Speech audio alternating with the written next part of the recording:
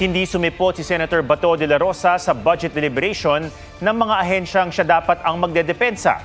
Sabi ni Senate President Tito Soto, hindi nagpaalam sa kanyang senador na 17 araw nang hindi nagpapakita sa Senado.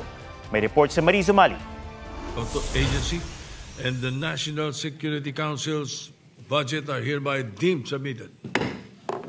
Hindi nagtagal ang deliberasyon ng Senado sa panukalang budget ng mga ahensyang may kinalaman sa kapayapaan at pambansang seguridad gaya ng National Security Council, National Intelligence Coordinating Agency, Philippine Drug Enforcement Agency, Dangerous Drugs Board, at Office of the Presidential Advisor on Peace, Reconciliation and Unity.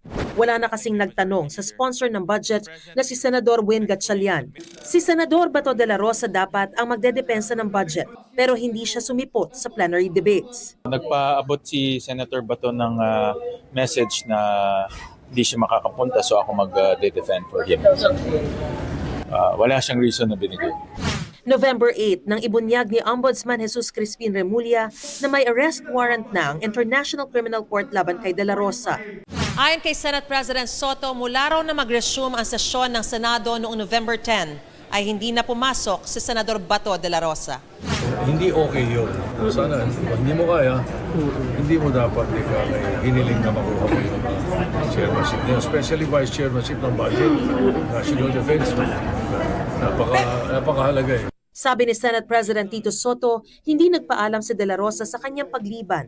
Pag-aaralan daw niya kung may parusa sa senador na lumiliban sa kanyang tungkulin. Hindi naman daw nababawasan ang sweldo ng senador kahit lumiban. Pero paalala niya, ang bawat kilos ng isang senador ay sasagutin niya sa mga bumoto sa kanya. Mariz Umali nagbabalita para sa GMA Integrated News.